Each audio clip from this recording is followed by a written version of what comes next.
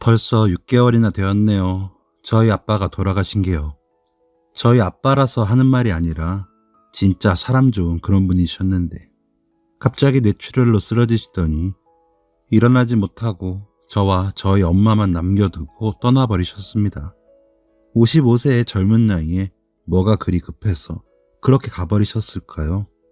진짜 신이 있는 걸까라는 의심마저 가지게 될 정도로 갑자기요. 할 수만 있다면 세상의 모든 신에게 따지고 싶을 정도였습니다. 그렇게 착하게 열심히 산 사람을 왜 그렇게 빨리 데려가셨는지. 저희 아버지께서는 직업도 경찰관이셨어요. 근무하시면서 형편이 어려운 분들을 만나면 집으로 모시고 와 식사를 대접하시기도 하고, 집안 형편 때문에 비행을 저지르는 아이들을 데리고 와 며칠 밤을 재우고 보내기도 하셨죠. 주변에서는 진짜 너희 아빠는 법 없이도 사시겠다, 너무 훌륭하시다 며 칭찬이 자자했습니다. 그런 아빠가 자랑스러웠지만 한편으로는 원망스럽기도 했습니다. 아빠가 그 좋은 일을 할 때마다 뒤치다꺼리는 저와 저희 엄마의 몫이었고, 사춘기 시절 그 흔한 브랜드 가방 하나 사는 것도 고민할 정도였으니까요. 하지만 아빠는 항상 나눌 수 있는데 좀 나누자. 그래도 우리는 집도 있고 먹을 양식도 있잖아. 아빠는 우린 현선이가 지금보다 더 크면 아빠를 더 이해해 줄 거라고 믿어. 라며 절 안고 웃어버리시는 모습에 저도 그냥 받아들였던 것 같습니다. 왜냐하면 아빠가 어린 시절을 굉장히 어렵게 사셨다고 들었거든요. 집이 어려운 건 아니었는데 아버지 형제분들이 아빠를 굉장히 탐탁히 여기시지 않으셨다고 해요. 할아버지가 첫 번째 부인과 사별하시고 저희 할머니와 재혼을 하시고 낳으신 게 저희 아빠였던 거죠. 그런데다가 할아버지가 아빠 10살이 되기 전에 돌아가셨고, 할머니는 거의 식모 취급받고 사시며 저희 아빠와 눈칫밥을 먹었다고 하시더라고요. 아버지 위로 큰아버지 2분, 고모 1분 계시는데 항상 거지 같은 것들이 먹여주고 재워주면 고마운 줄 알아라 라며 굉장히 괴롭혔다고 들었습니다. 그러다 아빠가 중학교에 들어가던 해에 할머니께서 무슨 결심을 하셨는지 그 집에서 나와 시장통에 작은 가게를 구해 거기서 아빠와 먹고 자며 하셨는데, 이복 형제들은 수시로 찾아와 돈도 뺏어가고 했답니다. 어머니, 저 용돈 좀 주세요. 이렇게 나와 사셔도 그간에 정이 있는데 용돈을 주실 수 있잖아요. 하며 찾아와서 돈이 없어 못 주면 장사도 못하게 하고 살림도 들어엎고 했다라고 하더라고요. 그렇게 어려웠는데도 할머니는 밥 굽는 사람이 있으면 들어오라고 하셔서 밥도 먹여서 보내고 하셨대요. 그래서 할머니를 보고 자란 탓인지 아빠도 어려운 사람 돕고 싶어서 경찰이 되셨고 실천하며 사시고 싶다고 하셨습니다. 큰아버지들과 고모는 각자 가정을 꾸리면서도 할머니와 아빠에게 돈을 내놓으라고 하기 일쑤였다고 들었습니다. 우리 엄마와 결혼할 때도 팔자 좋다며 비아냥거려서 엄마는 되게 놀랐다고 하시더라고요. 그런데도 아빠는 그 덕에 너희 할머니랑 아빠는 항상 한편이었다. 너희 큰아버지들랑 고모도 너무 어렸고 방법을 몰라서 그랬지. 그래도 가끔 아빠한테 간식도 나눠주고 옷도 물려주고 그랬어. 라며 큰아버지들과 고모에게 꾸준히 명절 선물이랑 안부를 챙기며 사셨어요. 그 사람들은 고맙다는 말 한 번이 없었지만요. 그래서인지 할머니께서 돌아가시고 난 뒤로 아빠는 사람들을 더 좋아하고 더 베풀고 싶어 하셨어요. 그런 아빠에게 고향 친구분께서 찾아오셨는데 사업 계획서를 내미시며 정말 좋은 투자처가 있다고 설명하셨나 봐요. 생전 그런 거에 관심 없으셨는데 그럴싸해 보이신 건지, 그 친구를 진짜 믿으셨던 건지 그동안 모아놓으신 모든 돈으로 투자를 하셨거든요. 저한테 우리 딸 시집갈 때 아빠가 뭐라도 하고 싶어서 모아둔 돈까지 넣었으니까 이거 대박나면 우리 딸 다 가져가 라며 한박 웃음을 지으시던 아빠 얼굴을 생각하면 지금도 눈물이 흐릅니다. 하지만 아빠의 믿음은 배신으로 돌아왔습니다.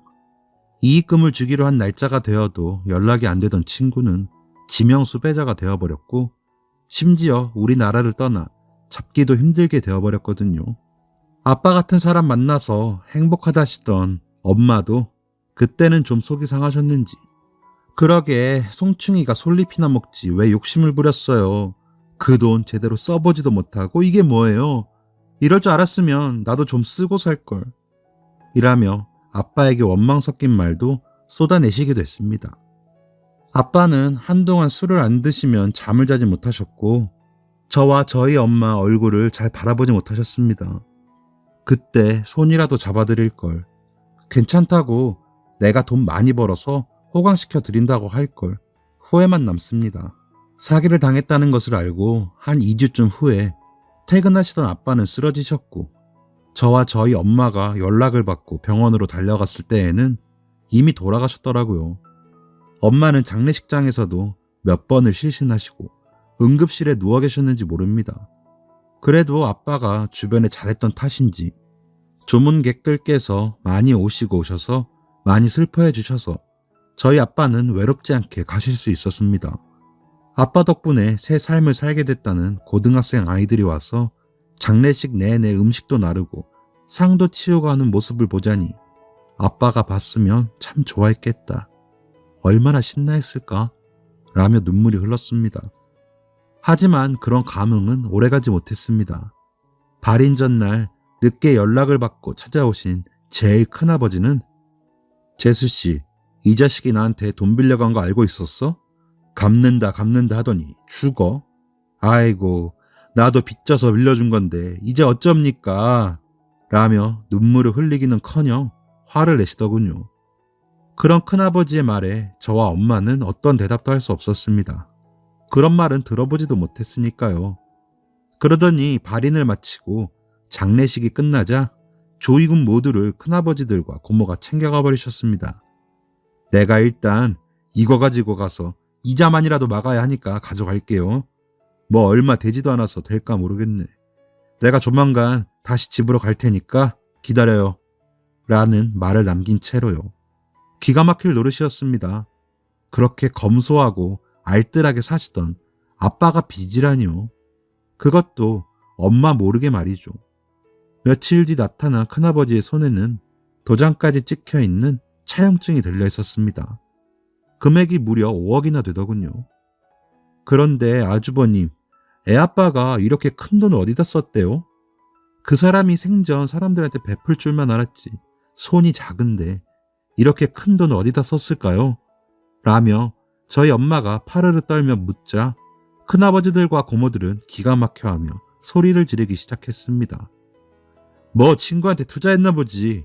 사업에 눈 뒤집힌 놈이 뭔들 못하겠어. 날 못 믿겠다는 거야? 아무튼 난 돈 준 죄밖에 없으니까 돈이나 준비해. 아무튼지간에 걷어주고 먹어주면서 키워놨더니 이런 식으로 내 뒤통수를 쳐? 아이고 라며 저와 저희 엄마를 몰아세우더니 가버렸습니다. 그날 저녁 엄마는 집을 내놓고 작은 집으로 이사를 가자고 하시더군요. 일단은 그렇게라도 목돈을 만들어 큰아버지께 드리자고 하시며 아무리 생각해도 너희 아빠가 그럴 사람이 아닌데 그래도 어쩌겠니. 저렇게 차용증까지 있는데 우리가 갚아야지. 라고 우시더군요. 그렇게 급하게 이사를 하고 엄마께서는 일을 시작하셨어요. 저 역시 휴학을 하고 과외며 서빙 알바며 제가 할 수 있는 대로 일을 해서 엄마를 돕기로 했습니다. 20년이 넘도록 집안 살림만 하신 엄마께서 하실 수 있는 일이 뻔하잖아요. 다행히도 전부터 알고 지내던 식당 사장님께서 같이 해보겠냐고 일을 시켜주셨다고 하더라고요. 엄마가 음식 솜씨도 좋으시고 아빠가 모셔온 분들 밥해 먹이느라 손도 빠르신 걸 아셨나 봐요. 하지만 식당에서 하루 종일 일하시는 건 처음이다 보니 많이 힘들어 하셨습니다. 저녁마다 퉁퉁 부은 손으로 허리며 다리에 파스를 붙이기 바쁘시더라고요. 장례식 때도 저희 곁을 지켜주시고 엄마께서 응급실에 계실 때 살펴주시고 하던 외갓집 식구들은 저희 이사 소식을 듣고 함께 도와주셨어요. 아빠의 성품을 가장 좋아하시고 존경하신다던 외삼촌도 그 누구보다도 슬퍼하시긴 했지만 금전적으로 도와주시진 못했어요. 안타깝게도 외삼촌이 오랫동안 하시던 일이 얼마 전에 부도가 나서 그쪽도 힘들어 하시던 차였거든요. 그때 외할머니께서 가지고 계시던 집이며 땅이며 다 파시고 외삼촌 댁에서 지내시고 계셨고요. 외할머니께서는 이럴까봐 내가 경찰한테 시집 보낸 건데 이게 무슨 일이냐 면서 많이 우셨어요. 그렇게 저희 집에 두세 번 오셨을까요? 알바가 끝나고 돌아왔더니 할머니랑 엄마가 부둥켜 안고 울고 계시더라고요. 할머니가 특히나 버거워하며 힘들어하시며 우시길래 진정시켜드리고 있는데 아이고 내 새끼, 불쌍한 내 새끼, 애미가 벅이 없나 보다, 새끼들이 다 하나같이 이게 무슨 일이냐 하시며 통곡을 하시더니 이내 실신을 하셨습니다. 너무 놀랐지만 서둘러 119에 신고하고 응급실로 모셨지만 그 길로 할머니는 일어나지 못하셨어요. 아버지가 돌아가신 지 3개월 정도밖에 안 됐는데 외할머니까지 이르신 엄마는 웃지도 못하고 틈만 나면 눈물만 훔치셨어요. 저 스스로도 점차 어두워지는 게 느껴지더군요. 왜 우리 집에 이런 일이 생길까? 뭐가 잘못된 걸까? 아빠는 왜 빚까지 졌을까? 라며 절망의 늪에 빠지고 있었습니다. 큰아버지는 매달 돈 받는 날이 되면 아침부터 전화해서 이번 달에는 얼마 줄 거야? 이런 식이면 내가 너무 곤란해. 경찰이었으니까 연금 나올 거 아니야. 그거까지 해서 얼른 보내요. 아직도 3억이 넘게 남았잖아. 라며 독촉을 하더군요. 아무리 돈이 중한 세상이지만, 아무리 우리 아빠가 이복 동생이라지만 너무하다고 느껴져 큰아버지가 더 싫어지더군요. 그런데다가 고모라는 여자는 저에게 전화해서 너희 아빠가 그동안 다른 데다가 살림 차린 거 아니냐? 아님 그렇게 큰 돈을 어디다 쓰겠니? 너희 엄마 쓰러질까봐 내가 거기다는 말 못하고 너한테 얘기한다. 하긴 시도둑질은 못하지. 새파랗게 젊은 여자가 애새 딸린 남자한테 시집 올 때는 보통이었겠니? 라며 막말을 하기도 했습니다. 그럴 때마다 다 꺼지라고 말하고 싶었지만 아빠 생각에 별말도 못하고 울분을 삼킬 뿐이었습니다.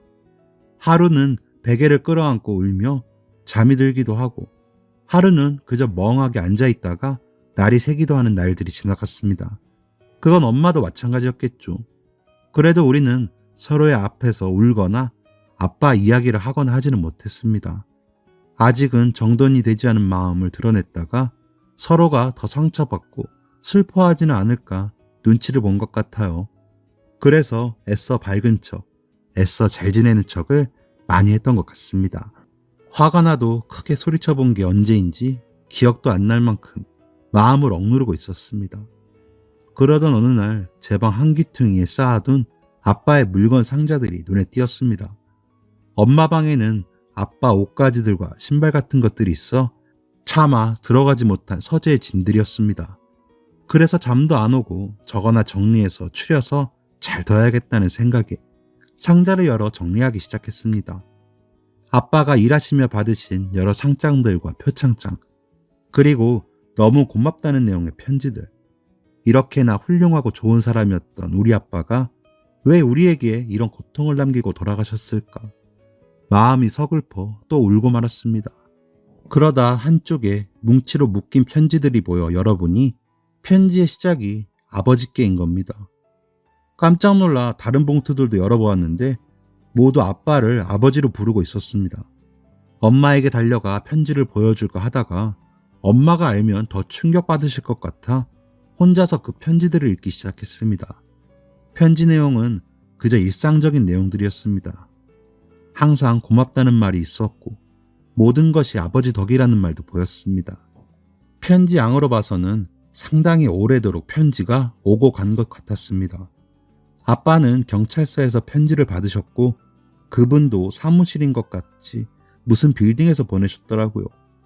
고모가 했던 말이 마음에 걸리기도 하고 아빠가 그 큰 돈을 엄마 몰래 빚까지 지고 있었다는 점에서 제 이복 형제일 수도 있겠다는 생각을 하니 배신감이 밀려왔습니다. 저와 저희 엄마는 이렇게나 괴로운 시간을 보내고 있는데 그렇게 만든 아빠가 부정까지 저질렀을 거란 생각에 너무 괴로웠습니다. 며칠을 밥을 먹지 못하고 잠을 자지도 못했습니다. 내가 알던 아빠가 아닐 수도 있다는 생각에 두려웠고 더 이상 따질 수도 없다는 생각에 분하고 억울했습니다. 그렇게 며칠을 전전긍긍하며 괴로워하다가 더 이상 나만 괴로울 수 없다는 생각을 하게 되었습니다. 그래서 편지 봉투에 주소로 편지를 썼습니다. 안녕하세요. 저는 이병선 씨의 딸 이현선이라고 합니다. 아빠의 짐을 정리하다가 그간 나누신 편지를 보게 되어 이렇게 편지를 보냅니다.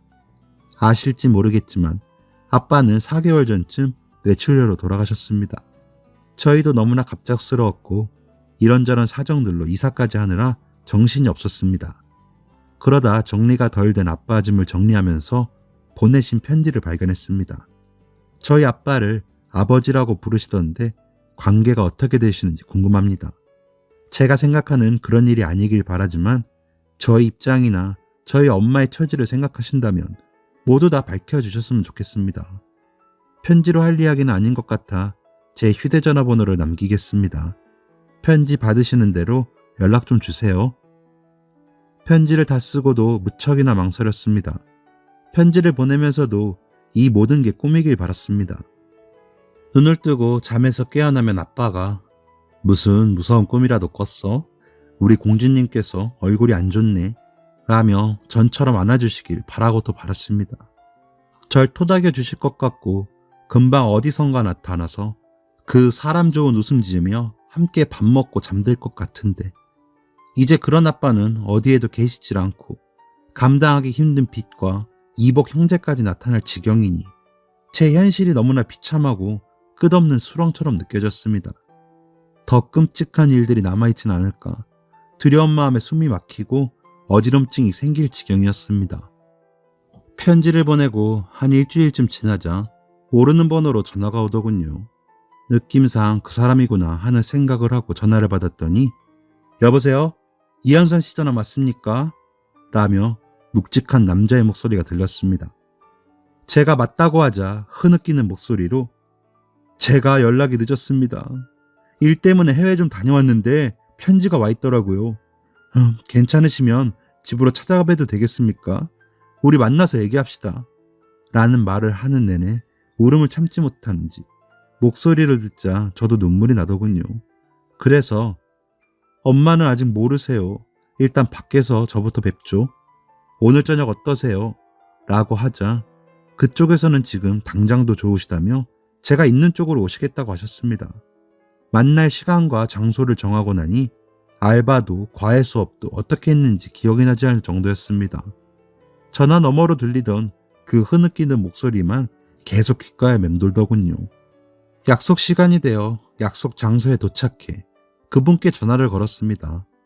먼저 와서 기다리고 계셨는데 저희 아빠 아들이라고 하기엔 나이가 너무 많아 보여 그쪽에서 어른을 모시고 나왔나 하는 생각이 들더군요.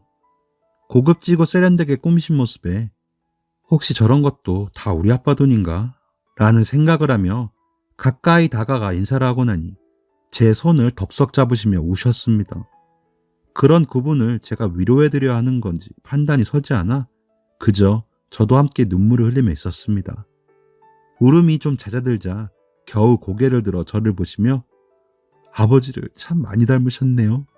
한눈에 봐도 따님인 게 느껴집니다.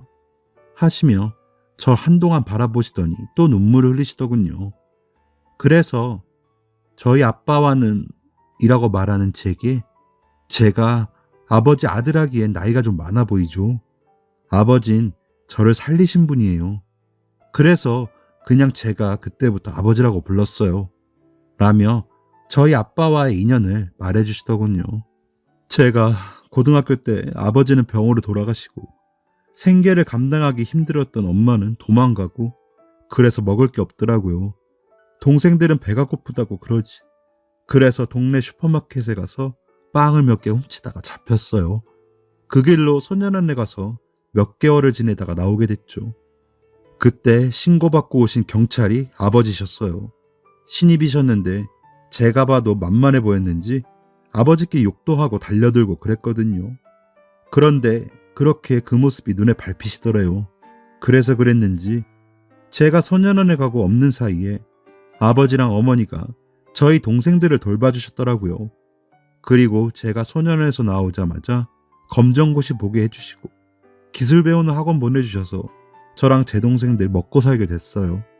그래서 감사한 마음에 자주는 아니지만 전화도 드리고 편지도 드렸어요. 편지는 그냥 제가 마음 편하자고 쓰면서 엇나가지 않게 절 붙들어주는 동아줄 같았거든요. 그래서 저를 다잡고 싶거나 힘들 때면 어리광 부리듯이 아버지께 편지를 썼어요. 그럼 일 배우면서 서러운 것도 힘든 것도 견디게 되더라고요. 다행히도 그때 배운 일이 잘 돼서 아버지께 갚으면서 살겠다고 했는데 이렇게 돌아가시다니요. 라며 다시 우는 그분의 손을 이번엔 제가 잡아드렸습니다.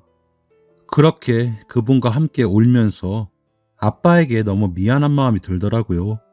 우리 아빠가 그럴 사람이 아닌데 의심부터 하느라 괴로웠던 제 자신이 한심했습니다. 그렇게 터진 울음을 수습하지 못하고 울고 있는데 그분이 내일 일찍 집으로 찾아뵈도 될까요? 아버지 계신 곳도 가야 하고 어머니도 뵙고요. 라고 하시길래 마침 엄마 식당도 쉬시는 날이라 그러시라고 하고 주소를 알려드렸습니다. 다음날 아침 일찍부터 엄마께서는 음식을 준비하시느라 오랜만에 신이 난 듯 보였습니다. 집으로 돌아와 그분 만난 이야기를 하며 오시기로 했다고 말씀드렸더니 너무 반가워하시더라고요.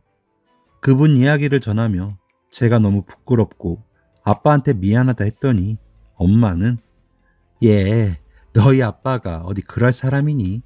그럴 정신 있으면 나가서 불쌍한 사람 하나 더 데려오지. 너희 아빠는 그러느라 바람도 못 피워. 라며 우시더군요. 그러면서 오랜만에 아빠 이야기를 실컷 했습니다. 아빠와의 좋은 기억들이 이렇게나 많은 줄 이제서야 다시 떠오르고 아빠가 너무 그리웠지만 며칠 동안 괴로워했던 마음들이 사라지며 미안한 마음이 더 커지더군요.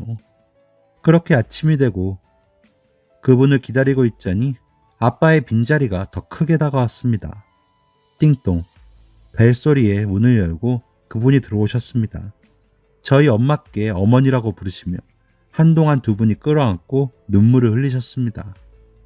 장례식에 안 나타나길래 무슨 일 있는 줄 알고 걱정했어. 잘 지냈니? 멋있어졌네. 라고 엄마가 말하자 제가 외국에 좀 갔다 왔어요. 오고 가긴 했는데 아버지 보여드리려고 열심히 사는 게 최선이라고 생각했는데 제가 너무 늦었어요. 어머니, 제가 그깟 돈 좀 번다고 아버지 돌아가신 줄도 몰랐네요. 라며 통장과 도장을 내놓으셨습니다. 그러면서 어머니, 우리 아버지 계신 곳에 가서 이거 보여드려요. 하시더군요. 그분께서는 철강 쪽 일을 하신다고 하시더라고요. 작은 고물상으로 시작해서 직원이 하나씩 늘어나 지금은 직원이 150명 정도의 규모가 되었고 그 업계에서는 거의 1등, 2등 하는 업체가 되셨다죠. 기사가 날 정도로 내실 있는 회사라며 명함을 주셨습니다. 흔히 고물이라는 고철을 매입해 제품을 생산하고 파시는 일을 하시는데 외국에도 자주 나가셔야 하고 그래서 아빠에게 아직도 편지로 소식을 전하신다고 하시더라고요. 그래도 열심히 살면 다시 만나 아빠께서 좋아하실 줄 알았는데 이렇게 먼저 가신 줄도 몰랐다며 펑펑 울면서 자책하시더라고요. 그러면서 이 통장은 제가 아버지 퇴직하시면 노후에 쓰시라고 따로 모아오고 있던 돈입니다. 아버지가 이렇게 먼저 가버리셨으니 이 돈 받으세요. 제발 저 사람 노릇 좀 하게 받아주세요. 어머니, 제가 이 돈을 못 드리면 앞으로 아버지를 어떻게 찾아뵙니까? 라며 엎드려 오시더라고요. 엄마와 저는 그 통장을 보고 입이 다물어지지 않았습니다. 자그마치 공이 9개였어요. 엄마랑 그분의 손잡고 얼마나 울었는지 모릅니다. 염치가 없었지만 저희는 너무 절실했으니까요. 그래서 그분과 아버지를 모셔 나온 납골당에 가서 인사드리고 그분 차를 타고 돌아오는 길에 엄마의 전화벨 소리가 울렸습니다. 전화를 확인한 엄마의 표정이 안 좋아지더니 이내 전화를 받으시더군요. 제스씨, 이번 달에는 돈을 좀 2배로 줘야겠어. 나도 돈 들어갈 때가 한두 군데가 아닌데 아주 곤란하다고.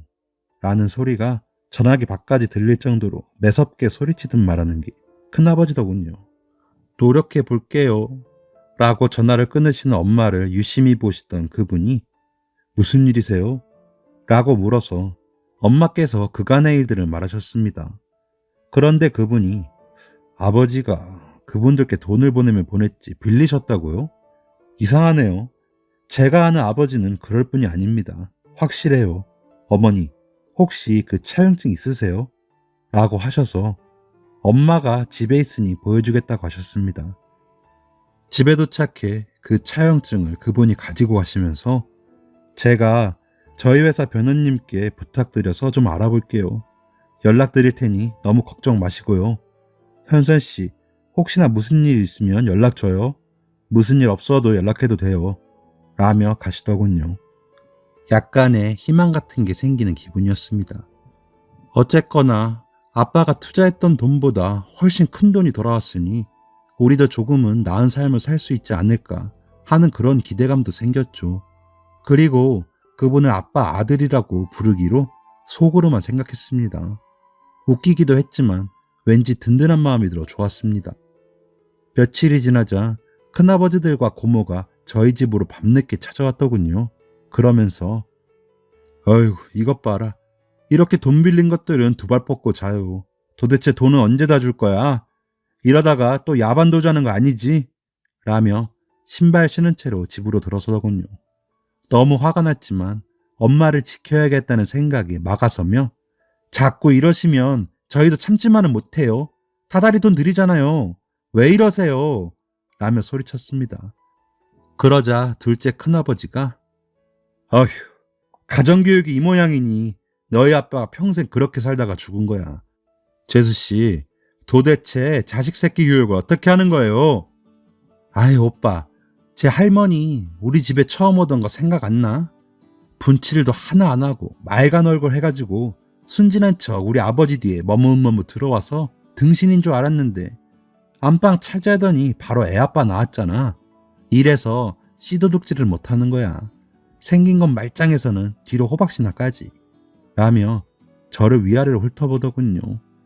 그 모습을 보시던 저희 엄마가 알았으니 그만 돌아가 주세요. 돈은 제가 어떻게든 마련해 볼게요. 그러니까 제발 이렇게 오지 마시고 제발 저희 애한테 그런 막말도 하지 마세요. 라며 오셨습니다. 그 사람들은 그런 저와 저희 엄마를 비웃듯이 냉장고에서 이것저것 꺼내 먹고 여기저기 기웃대더니 새벽이 돼서야 가더군요. 엄마는 털썩 주저앉아 사람 탈을 쓰고는 저렇게 못한다. 설령 너희 아빠가 그 돈을 빌렸다고 해도 저 사람들 저러면 안 되는데 라며 우시더군요. 차용증을 가지고 갔던 아빠 아들께서 연락을 주시기로는 차용증의 도장과 우리 아빠의 인감도장이 다르다고 하셨습니다. 더 알아봐야 하긴 하지만 아무래도 위조된 쪽이 맞을 거라면서 혹시나 그 사람들이 찾아와도 티내지 말고 있으라고 하시더군요. 증거 완벽히 해서 잡아야 나중에 발뺌 못하니 좀 힘들더라도 조금만 참으시라는 당부도 잊지 않으셨습니다. 그래서 그 사람들을 보는 게 더 힘들고 싫었지만 참았습니다. 혹시나 올지도 모르는 결말을 위해서요. 며칠 뒤 고모에게서 다시 전화가 오더군요. 예? 너희 엄마 왜 전화 안 받니? 너희들 우리한테 무슨 짓을 한 거야? 당장 와서 우리 오빠들이랑 나 아무 죄도 없다고 얘기해. 너네 큰아버지들 다 잡혀갔다는데 이게 무슨 소리냐고! 라며 소리치는데 어이가 없더군요. 고모도 곧 형사들이 잡으러 가시겠네요. 경찰서 가서 이야기하세요. 이게 무슨 상황인지. 라며 전화를 끊어버렸습니다. 그리곤 며칠이 지나 엄마와 경찰서로 향했습니다. 와서 피의자를 확인하고 진술하라는 연락을 받았거든요. 아빠 아들께서 더 면밀하게 알아보신 결과 큰아버지가 가지고 있던 차용증은 가짜였습니다. 그 가짜 차용증을 가지고 저와 저희 엄마를 협박하시고 돈도 받아가신 거였습니다. 경찰서에서 대질 신문을 위해 만나고 나니 그분들은 그 사이 기가 많이 죽었더군요. 하지만 저희를 보더니 제일 큰아버지께서는 미안하게 됐어. 그러게 돈 좀 빌려달라고 했을 때 빌려줬으면 우리가 이렇게까지 안 하지. 고분고분하게 안 내놓으니까 이렇게 된 거 아니야. 미안하고 없던 일로 해. 얼른 나가자. 라며 이야기하더군요. 그 옆에서 고모가 난 몰라. 오빠들이 돈 나눠준다고 그래서 그냥 그런 거야. 나는 진짜 빚이 있는 줄 알았다니까. 라고 하니 둘째 큰아버지가 어이없어하며 야, 내가 이렇게 하자고 해서 우리가 그렇게 한 거 아니냐? 모르긴 뭘 몰라. 서류 위조하는데도 네가 알려줬잖아. 어디서 혼자만 빠져나갈라 그래. 라며 자기들끼리 싸우더군요. 정말 개판이 따로 없었어요. 저희는 형사분들께 그간에 있던 일들을 따로 말을 하고는 그 사람들과 만나 사실관계에만 대답을 하고 다른 말들에는 대답도 하지 않았습니다. 그리고 나머지는 아빠 아들께서 보내주신 변호사님이 알아서 처리해 주셨습니다. 조사를 마치고 나오는데 변호사님이 알아본 결과 저분들이 돌아가신 이병선 씨께 주기적으로 금전을 요구하시고 받아가셨던 것 같아요. 큰 금액들은 아니었지만 모인이 꽤 큰 금액이 되어 있더라고요. 그리고 이병선 씨의 장례식에서 범죄를 모의하며 어머님과 따님께 갈취해간 금액이 상당하기 때문에 처벌을 면하긴 어려우실 겁니다. 그리고 민사로도 소송을 해서 그간의 금전적인 손해에 대한 보상도 받으실 수 있게 할 거고요. 저쪽도 알아보니 재산이 없지도 않던데 왜 그랬나 모르겠습니다. 사회적 지위가 없으신 분들도 아니고 말이죠.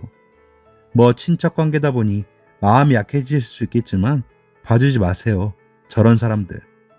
이라고 하시길래 제가 절대 봐주지 마시고 제대로 벌받게 해주세요.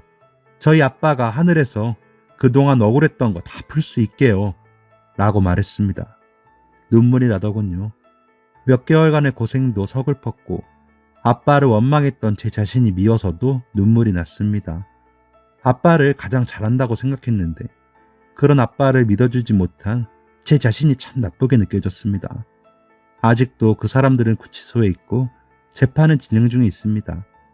긴 시간은 아니지만 어쨌든 한 짓에 대한 벌을 받고 있다는 것에 전 의미가 있다고 생각합니다.